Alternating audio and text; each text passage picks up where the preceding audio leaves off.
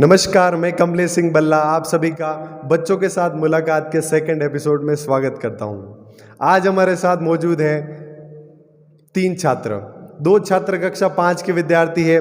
एक का नाम है राजवीर सिंह और दूसरे का नाम है दशरथ, और एक जो विद्यार्थी हमारे सामने बैठा हुआ है वो कक्षा 4 के विद्यार्थी है और उनका नाम है तनिष। तीनों बच्चे एक से बढ़कर एक हैं। तीनों बच्चों में जो पढ़ाई की जो ललक है, जिंदगी में कुछ करने की जो ललक है, एक से बढ़कर एक है। और इसी कारण से हमने इनको बच्चों के साथ मुलाकात के सेकंड एपिसोड में इनवाइट किया है। मैं इनसे इस वीडियो में कुछ क्वेश्चन पूछूंगा और क्वेश्चन उन्हीं पर बेस्ड होंगे जो चीज़ें हम अपनी क्लासरूम्स में इनको पढ़ाते हैं। पहला जो क्वेश्चन है वह मैं राजवीर से पूछना चाहूंगा कि राजवीर, क्या आप मुझे बता सकते हो कि विटामिन डी का वैज्ञानिक नाम क्या है? कैल्सीफेरॉल। कैल्सीफेरॉल। मेरा जो नेक्स्ट क्वेश्चन है वो है दशरथ सिंह से, और दशरथ सिंह से मैं पूछना चाहूंगा विटामिन B12 का वैज्ञानिक नाम क्या है? साइनोकोबालेमिन। ओके। और मेरा नेक्स्ट क्वेश्चन है तनिष से कि प्रोटीन की कमी से कौन से रोग होते हैं? क्वाशियोरकर और मेरास्मस। बहुत ही अच्छा, क्वाशियोरकर और मेरास्मस। मेरा नेक्स्ट क्वेश्चन है तनिष से कि ऊंट का वैज्ञानिक नाम क्या है? कैमेलस ड्रोमेडेरियस। बहुत ही अच्छा। अगला क्वेश्चन है दशरथ से कि इंसान का वैज्ञानिक नाम क्या है? Homo sapiens. Okay. My next question is to Rajveer Singh, और मैं इनसे पूछना चाहूंगा कि जो फ्रॉग होता है मेंढक, उसका साइंटिफिक नेम क्या है? मेंढक का वैज्ञानिक नाम? राना टिग्रिना। Very good. अगला जो मेरा क्वेश्चन है वो है तनिष से कि बाघ का वैज्ञानिक नाम क्या है? Panthera tigress. पैंथेरा टाइग्रेसिस। बहुत ही अच्छा। बहुत ही बच्चे आराम से जवाब दे रहे हैं और बच्चे घबरा भी जाते हैं कई बार। इससे पहले इस वीडियो की शुरुआत हुई थी तो बच्चे थोड़ा सा घबरा रहे थे, लेकिन अब धीरे धीरे जाके बच्चे कंफर्टेबल हो रहे हैं इंटरव्यू के साथ। मेरा नेक्स्ट क्वेश्चन है कि जो रिवर्स होती है, जो नदियाँ होती है, वो मैदानों में जब आती है तो जब वो मैदानों में बहते बहते एक झील का निर्माण करती है, और ये क्वेश्चन IAS में भी आया हुआ है, तो मैं पूछना चाहूंगा दशरथ से कि नदियों द्वारा मैदानों में कौन सी झील का निर्माण किया जाता है? ऑक्सबो लेक या गोखुरु झील। वेरी गुड, बहुत ही अच्छा। मैं अब पूछना चाहूंगा तनिष से कि भारत में बहुत सारी नदियां हैं, ठीक है? कुछ नदियां बंगाल की खाड़ी में जाती है, कुछ अरब सागर में जाती है, और कुछ अंतःप्रवाह की नदियां हैं, इनर फ्लोइंग रिवर्स है। तो क्या मुझे आप जो इनर फ्लोइंग रिवर है, अंतःप्रवाह की नदियां हैं, उसका एक उदाहरण बता सकते हो कि कौन सी नदी है जो अंतःप्रवाह की है? सरस्वती नदी। ओके। और मेरा जो क्वेश्चन नेक्स्ट है दशरथ सिंह से कि भारत में जो नदियां हैं जो सबसे ज़्यादा कौन से बेल्ट में बहती है? बंगाल की खाड़ी वाले बेल्ट में। ओके, बंगाल की खाड़ी वाले बेल्ट में सबसे ज़्यादा नदियां बहती है। और अगला क्वेश्चन है मेरा राजवीर से कि नदियों द्वारा एक द्वीप का निर्माण किया जाता है, तो विश्व का सबसे बड़ा नदी द्वीप कौन सा है? मांजुली नदी द्वीप। और कौन सी नदी द्वारा बनाया जाता है वो? ब्रह्मपुत्र नदी पर। और कहाँ पर ये है? असम। Very good. मेरा नेक्स्ट क्वेश्चन है कि बहुत सारी फसलें होती है, रबी की फसल होती है, खरीफ की फसल होती है, तो कंपटीशन एग्जाम्स में आगे इनसे रिलेटेड क्वेश्चन पूछे जाते हैं कि कौन सी रबी की फसल है, कौन सी नहीं है।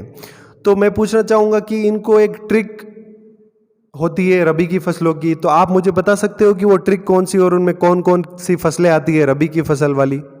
नाई हुटर बजते ही जोश में आलू लाया। नाई हुटर, हु मतलब गेहूँ, टर मतलब टमाटर या मटर, और बजते ही जोश, जो से जो, और श से शलगम में आलू लाया। आलू तो नाम बता दिया मैंने। बहुत ही अच्छा। बहुत ही आसानी से इसने बताया है कि रबी की फसलों को आप इजी तरीके से याद कर सकते हो ट्रिक से। अगला मेरा क्वेश्चन है कि जायद की फसलें होती है, तो जायद की फसलें कब बोई जाती है और इनमें कौन कौन सी फसलें आती हैं? जायद की फसलें गर्मी में बोई जाती है। इसमें तरबूज, खीरा, ककड़ी आ गई। वेरी गुड, बहुत ही अच्छा जवाब दिया। मेरा क्वेश्चन है कि क्या मुझे आप डेड सी, मृत सागर की विशेषता बता सकते हो दशरथ? डेड सी जो है, इसमें 360% नमक की मात्रा है, इसलिए इसमें कोई इंसान डूब नहीं सकता है, अगर किसी को तैरना ना आए तो भी। Okay, very good. डेड सी के बारे में बहुत ही अच्छा जवाब दिया है। अगला मेरा क्वेश्चन है कि दुनिया में ऐसा कौन सा ओशन है, मतलब दुनिया में बहुत सारे ओशन है, तो ऐसा कौन सा ओशन है जिसकी आकृति एस जैसी है? अटलांटिक महासागर। Okay, Atlantic ocean. अगला मेरा क्वेश्चन है कि हवा किस ओर से किस ओर चलती है? जो हवा चलती है वो किस ओर से किस ओर चलती है? और क्या आप मुझे बता सकते हो तनिष? हवा उच्च वायुदाब से निम्न वायुदाब की ओर। और जो चक्रवात जो आता है उसके केंद्र में कौन सा दाब होता है, आप मुझे बता सकते हो दशरथ? निम्न वायुदाब। ओके। और जो वायुदाब मापने का जो यंत्र होता है उसे क्या कहते हैं राजवीर, आप बता सकते हो मुझे? बैरोमीटर। बैरोमीटर। और भूकंप आता है, जो अर्थक्वेक होता है वो आता है, तो उसको मापने के भी कुछ यंत्र होते हैं, तो क्या आप दशरथ मुझे बता सकते हो कि भूकंप को कैसे मापा जाता है, अर्थक्वेक को मेजर कैसे किया जाता है? रिक्टर स्केल और क्या बोलते हैं आप बता सकते हो? रेक्टर स्केल और सिस्मोग्राफ। बहुत ही अच्छा, बहुत ही आसानी से जवाब दिया। अगला मेरा क्वेश्चन है कि बहुत सारे विटामिन हैं, जैसे मैंने आपको सब बताया हुआ, पूरा डिटेल में विटामिन हमने पढ़ाया हुआ आपको, तो ब्यूटी विटामिन किसे कहा जाता है?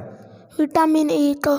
और क्यों कहा जाता है, आप बता सकते हो दशरथ? विटामिन ई के कमी से झुर्रियाँ व स्किन ढीली पड़ जाती है, और अगर आपके शरीर के अंदर विटामिन ई बहुत ज़्यादा है तो आप खूबसूरत दिखते हो, व इसीलिए इसको क्या बोलते हैं, ब्यूटी विटामिन कहते हैं। बहुत ही अच्छा, बहुत ही आराम से जवाब दिया है। इनकी क्लास बहुत ही छोटी है लेकिन आज भी ये इस तरीके से जवाब दे रहे हैं जैसे कोई कंपटीशन एग्जाम की प्रिपरेशन कर रहे हो। मेरा नेक्स्ट क्वेश्चन है कि दुनिया का सबसे बड़ा मरुस्थल कौन सा है? तनिष, आप मुझे बता सकते हो क्या? सारा मरुस्थल। ओके। अगला क्वेश्चन है कि मरुस्थल कितने प्रकार के होते हैं? 2। कौन कौन से होते हैं? Cold desert, hot desert. Hot desert और कोल्ड डेजर्ट। दुनिया की सबसे ऊंची पर्वत चोटी, तो क्या आप मुझे इसके बारे में कुछ बता सकते हो? दुनिया की सबसे ऊंची चोटी है माउंट एवरेस्ट। इसकी ऊंचाई 8,848 मीटर है और यह नेपाल में स्थित है। ओके। और माउंट एवरेस्ट पर चढ़ने वाले भी कोई इंसान थे, जो माउंट एवरेस्ट पर चढ़ने वाले पहले इंसान कौन थे, बता सकते हो राजवीर मुझे? Edmund Hillary, Tenzin Norway. Very good, बच्चे बहुत ही आराम से इस सवाल का जवाब दे रहे हैं। अगला क्वेश्चन है कि अफ्रीका जो कॉन्टिनेंट है उसकी सबसे ऊंची पर्वत चोटी कौन सी है? माउंट किलिमंजारो, यह तंजानिया में स्थित है। Very good. अगला क्वेश्चन है कि भारत की सबसे ऊंची चोटी कौन सी है? केटू कंचनजंगा। और ये कितनी ऊंची है, आप बता सकते हो? 8,611 मीटर। वेरी गुड, बहुत ही अच्छा, आराम से डिटेल से। और ये कहाँ स्थित है ये भी बता सकते हो आप मुझे? सिक्किम में। Very good. अगला जो क्वेश्चन है वो है कि जो एल्यूवियल सॉइल होती है, जलोढ़ मिट्टी, तो क्या आप मुझे थोड़ा बहुत बता सकते हो कि एल्यूवियल सॉइल या जलोढ़ मिट्टी क्या होती है तनिष? पहाड़ों से जो मिट्टी बहकर मैदानों में आकर इकट्ठी हो जाती है वह जलोढ़ मिट्टी कहलाती है। यह बहुत उपजाऊ होती है। Very good. अगला क्वेश्चन है कि ऐसी कौन सी मिट्टी है जिसमें स्वयं जुताई का गुण पाया जाता है एवं उसमें कपास की फसल सबसे अच्छी होती है? Black soil. Very good. जो ब्लैक सॉइल होती है वो उसमें स्वयं जुताई का गुण पाया जाता है और उसमें कपास की फसल बहुत अच्छी होती है। बच्चे बहुत ही कम उम्र में हैं लेकिन फिर भी इन सवालों के जवाब बहुत ही कॉन्फिडेंस से दे रहे हैं। इनमें जोश भरा हुआ है एक प्रकार का कि कुछ न कुछ अपनी ज़िंदगी में करना है। तनिष की तो मैं स्टोरी सुनाऊं तो तनिष के जो पेरेंट्स हैं वो मेरे को बोल रहे थे कि तनिष सुबह 4 बजे उठ जाता है और इसको ये टेंशन रहता है कि मेरे को जो होमवर्क या जो चीज़ें मेरे को स्कूल में कही गई वो कैसे याद करें और कैसे मैं अपना होमवर्क टाइम पे करूं। तो ये मैं इनको सलाम करता हूं कि इतनी कम उम्र में 4th क्लास में पढ़ के भी इतना अपने ऊपर प्रेशर लेना कि अपनी जिम्मेदारी को समझना और अपने मम्मी पापा के प्रति अकाउंटेबल रहना और अपने टीचर्स के प्रति अकाउंटेबल रहना बहुत ही बड़ी चीज़ है। इस कम उम्र में ये चीज़ें कर पा रहे हैं, ये बहुत ही अच्छी बात है। मेरा जो नेक्स्ट क्वेश्चन है वो है मक्का की फसल सबसे ज़्यादा किस मिट्टी में होती है? यह लाल मिट्टी में होती है क्योंकि लाल मिट्टी के अंदर लोहे की मात्रा अधिक होती है, इसलिए लाल मिट्टी में जो हमारी मक्का की फसल सबसे अच्छी होती है। अगला क्वेश्चन है कि भारत की पूर्व से पश्चिम और उत्तर से दक्षिण की लंबाई क्या तनिष आप मुझे बता सकते हो? भारत की पूर्व से पश्चिम की लंबाई 2933 किलोमीटर है और उत्तर से दक्षिण की लंबाई 3214 किलोमीटर है। बहुत ही अच्छा। अगला क्वेश्चन है कि जो हमारा इंडिया है वो पहले दुनिया से कनेक्टेड नहीं था, तो भारत की सबसे पहले खोज किसने की थी वास्को डी गामा। और कब की थी? क्या दशरथ आप मुझे बता सकते हो? 1498 में। Very good. अगला मेरा क्वेश्चन है कि सीएनजी जो कि एक गैस होती है, क्या आप उसकी फुल फॉर्म बता सकते हो और उसका कहाँ उपयोग किया जाता है, वो आप मुझे बता सकते हो तनिष? कॉम्प्रेस्ड नेचुरल गैस, यह गाड़ियों में पेट्रोल के रूप में इस्तेमाल होने वाली गैस है। Very good. अगला मेरा क्वेश्चन है दशरथ से कि एलपीजी की फुल फॉर्म बताओ और इसका उपयोग बताओ। लिक्विड पेट्रोलियम गैस, इसका उपयोग घरों में सिलेंडर के अंदर जो गैस होती है उसमें किया जाता है। वेरी गुड, बहुत ही अच्छा। और एक गैस होती है जो धान के खेतों और पशु के जुगाली करते समय और गोबर में पाई जाती है, तो वो कौन सी गैस होती है? मीथेन। Very good. अब हमारे आगे मुड़ते हैं दूसरे पेज पर, क्वेश्चन बहुत सारे लिए हैं। अगला मेरा क्वेश्चन है कि सूर्य पर ऊर्जा का जो स्रोत है वो क्या है? Nuclear fusion. न्यूक्लियर फ्यूजन है, उसके कारण जो हमारा सन है वो इतनी हीट हमको दे पाता है। अगला जो क्वेश्चन है कि सूर्य की बाहरी परत को किस नाम से जाना जाता है? कोरोना। ओके।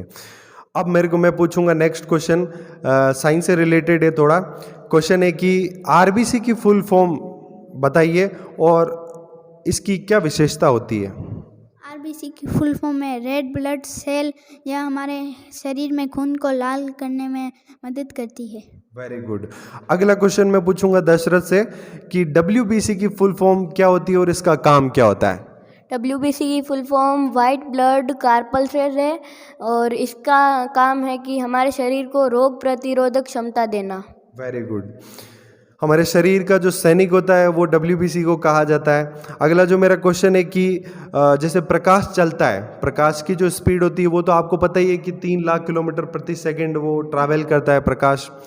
तो प्रकाश सबसे अधिक से सबसे जो कम जो इसकी स्पीड होती है वो कहाँ होती है, वो आप मुझे बता सकते हो दशरथ? निर्वात, या आप समझ सकते हैं वैक्यूम, फिर आता है वायु, फिर आता है जल और फिर आता है ठोस, और ये ठोस में बिल्कुल जा भी नहीं सकता। ओके। और जो ध्वनि होती है जिसकी भी स्पीड काफ़ी होती है, तो ध्वनि की स्पीड सबसे ज़्यादा किस में होती है? क्या तनिष आप मुझे बता सकते हो या क्रम बता सकते हो मुझे? ठोस, वायु, जल, निर्वात। निर्वात। क्या अगर हम स्पेस में चले जाएं तो क्या ये मैं जो आवाज़ अभी बोल रहा हूँ कि क्या आप तक वो आवाज़ पहुँच सकती है? नहीं। क्या? नहीं। Very good. अगला जो क्वेश्चन है वो है कि हमारे जो शरीर में बहुत सारे ऑर्गन होते हैं, अंग होते हैं, तो बाहरी जो हमारा शरीर है उसका सबसे बड़ा अंग कौन सा है? त्वचा। त्वचा। और आंतरिक शरीर का सबसे बड़ा अंग कौन सा है? दशरथ बताएंगे। यकृत या लीवर। ओके। और दुनिया की सबसे लंबी घास कौन सी है? बांस। बांस। Very good. अगला क्वेश्चन है कि जो अम्ल और क्षार होते हैं, तो क्या आप मुझे बता सकते हो कि अम्ल स्वाद में कैसे होते हैं? खट्टे। खट्टे। और क्षार स्वाद में कैसे होते हैं? क्या बता सकते हो? अम्ल जो होते हैं वह खट्टे होते हैं, वह क्षार जो होते हैं वो कड़वे होते हैं। कड़वे होते हैं।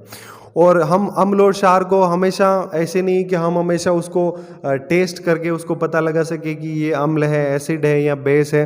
तो अम्ल और क्षार का पता लगाने के लिए किसका इस्तेमाल किया जाता है? तनिष बताएंगे। लिटमस पत्र और पीएच स्केल।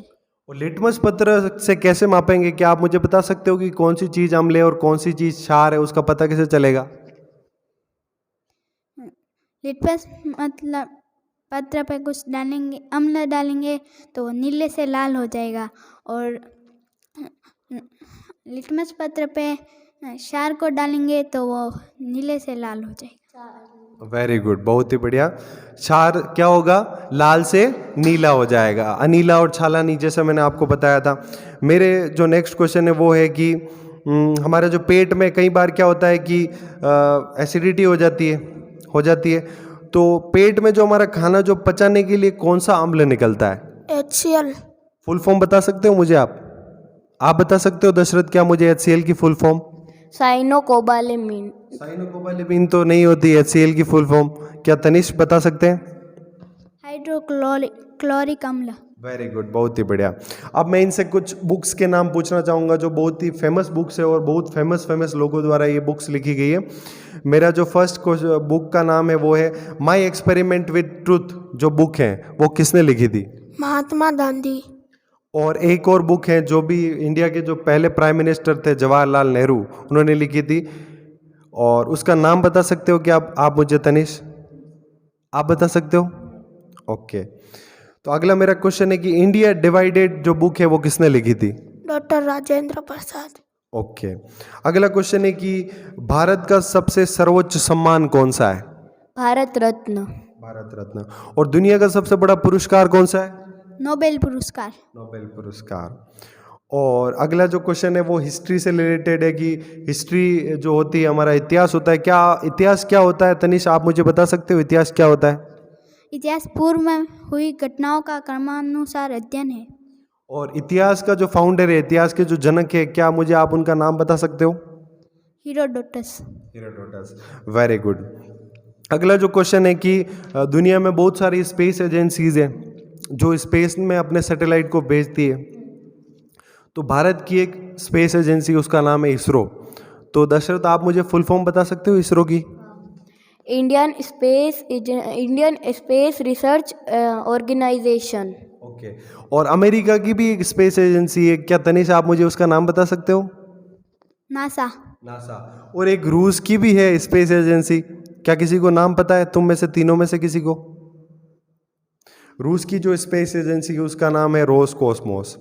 अगला जो मेरा क्वेश्चन है कि जो सिम होती है जो आजकल मोबाइलों में या हमेशा से यूज करती आ रही है, तो सिम की फुल फॉर्म बता सकते हो मुझे राजवीर? क्या आप बता सकते हो? Subscriber identity module. ओके। अगला जो मेरा क्वेश्चन है कि IPS की फुल फॉर्म क्या होती है? Indian police sir Indian police service. Indian IAS की फुल फॉर्म बता सकते हो क्या आप मुझे? Indian administrative service. ओके। तो क्या मुझे आप बता सकते हो कि आप बड़े होकर क्या बनना चाहते हो राजवीर? IAS। और आप क्या बनना चाहते हो बड़े होकर? मैं भी IAS। और आप क्या करोगे IAS बन के? मैं IAS बनकर भारत को बदलना चाहता हूँ। ओके। और तनिष आप बड़े होकर क्या बनना चाहते हो? IPS। तो ये जो हमारे सामने जो छात्र बैठे हुए हैं, इनके सपने बहुत ही बड़े हैं। कोई IAS बनना चाहता है तो कोई IPS बनना चाहता है। इनके मन में 1% अभी तक डाउट नहीं है कि ये वो चीज़ कर पाएंगे कि नहीं कर पाएंगे। मैंने इनको बताया हुआ है कि IAS जैसे एग्ज़ाम को निकालने के लिए बहुत मेहनत करनी पड़ती है, और ये उनको पता है कि इसके लिए कितनी मेहनत करनी पड़ेगी, फिर भी ये अपनी हिम्मत करके एक बड़ा सपना देखने की हिम्मत कर रहे हैं। और मुझे विश्वास है कि आने वाले समय में अगर ये इस हिसाब से, जिस हिसाब से अभी ये मेहनत कर रहे हैं, इसी हिसाब से अगर आने वाले समय में ये बच्चे मेहनत करेंगे तो नो डाउट ये बच्चे आने वाले समय में कोई हमको IAS दिखेगा तो कोई IPS दिखेगा। मेरा जो नेक्स्ट क्वेश्चन है कि हमारे शरीर में बहुत सारी बोन्स होती है, तो शरीर की सबसे छोटी हड्डी कौन सी होती है? स्टेपिच। स्टेपिज। और ये कहाँ पाई जाती है? कान के अंदर। और कान के अंदर बहुत सारी हड्डियां पाई जाती है, क्या आप उसके नाम बता सकते हो? मेरास्मस। नो। आप बता सकते हो तनिष? आप बताओ। इंकस स्टेपिच और मेलियस। ओके, बहुत ही अच्छा। कान में पाई जाने वाली हड्डियों के नाम भी ये बता पा रहे हैं। अगला मेरा जो क्वेश्चन है कि शरीर की सबसे बड़ी हड्डी कौन सी होती है? फीमर। और ये कहाँ पाई जाती है? ये शरीर के किस हिस्से में पाई जाती है, आप बता सकते हो दशरथ? पैर के हिस्से में, जांघ में पाई जाती है। अब मैं बताना चाहूँगा कि जो ध्वनि की जो तीव्रता होती है, जैसे लाइट को, हर चीज़ को एक मापने का एक मेजरमेंट होता है, तो ध्वनि की जो तीव्रता होती है उसको किस में मापा जाता है? डेसिमल। ओके। और कई बार जो एयर पोल्यूशन होता है, ध्वनि प्रदूषण, हम पढ़ते हैं कि इतने डेसिबल से इतने डेसिबल ऊपर हो जाए अगर, तो वो हमारा साउंड पोल्यूशन कहलाता है। तो साउंड पोल्यूशन को रोकने का कोई तरीका है? Green muffler. क्या होता है ये ग्रीन मफलर, आप बता सकते हो दशरथ मुझे? बहुत सारे पेड़ों को उगाना या उनको उनको उगा कर उनको संकर क्या बोलते हैं बचाना, जिससे कि मतलब रोड के किनारे जो कई बार क्या होता है कि रोड पे गाड़ियाँ चलती है तो उसकी आवाज़ रोड पे रहने वाले जो घर होते हैं उनमें नहीं चली जाए, तो उनके लिए रोड के किनारे घर जो पेड़ लगा दिए जाते हैं जिनको ग्रीन मफलर कहा जाता है, तो ये भी साउंड पोल्यूशन को रोकने का एक तरीका है। तो मैं ये बताना चाहता हूँ कि आप सभी आईएएस बनना चाहते हैं, तो मैं भी कुछ ऐड करना चाहता हूँ कि आईएएस जो होता है इंडिया की सबसे प्रेस्टिजियस जॉब है। ये तो आपको पता है कि इंडिया की सबसे जो कठिन एग्ज़ाम होती है वो भी आईएएस की होती है। तो आईएएस की जो ट्रेनिंग होती है वो होती है लबासना में, और ये एक अकेडमी है Lal Bahadur Shastri National Academy of Administration, और ये मसूरी उत्तराखंड में स्थित है। और जब आप आईएएस में सेलेक्ट हो जाओगे तो आपकी ट्रेनिंग लबासना में ही होगी। और इसके अलावा जो लाइफ है, जो आप कल्पना कर रहे हो कि कल को आप जाके आईएएस अगर बनते हो, अगर आप कोशिश कर रहे हो, तो आईएएस की जो लाइफ होती है वो मेरे हिसाब से इंडिया में बहुत सारी जॉब्स है, लेकिन जॉब्स अगर मैं नंबर 1 की बात करूँ तो वो आईएएस की है। इसमें रहकर आप हमारी सोसाइटी को सर्व कर सकते हो। जो बहुत बड़ी समस्याएं हैं जिनको एक नॉर्मल इंसान सॉल्व नहीं कर पाता है, उनको एक आईएएस या आईपीएस अफसर आराम से सॉल्व कर लेते हैं। इसके अलावा जब आप लबासना में चले जाओगे तो ट्रेनिंग के दौरान आपका एक इंडिया टूर भी होता है, एक फॉरेन टूर भी होता है। इसके अलावा तो आपको सब कुछ पता है कि एक आईएएस की ज़िंदगी कैसी होती है। तो मैं ये आप सभी को बताना चाहता हूँ कि अगर आप अभी अपने बच्चों की शिक्षा के प्रति जागरूक नहीं है तो जागरूक हो जाइए, अपने बच्चों पर ध्यान देना शुरू कर दीजिए, क्योंकि ये दौर शिक्षा का है। और मैंने पहले भी बताया था कि शिक्षा दुनिया का सबसे बड़ा हथियार है जिससे दुनिया को बदला जा सकता है। वैसे तो बहुत सारे हथियार हैं, तो शिक्षा पर अपने जो भी रिसोर्सेज हैं उसको लगाइए, अपने बच्चों पर ध्यान दीजिए। और इसी के साथ मैं आपको धन्यवाद देना चाहूँगा। इंटरव्यू काफ़ी लंबा हो चुका है, तो मैं आप सभी को थैंक यू बोलना चाहूँगा। थैंक यू वेरी मच कि आप अंत तक इस वीडियो को देख रहे हैं। और मैं ये उम्मीद करता हूँ कि आने वाले समय में हमारे क्षेत्र में शिक्षा एक नए स्तर पर जरूर जाएगी। धन्यवाद।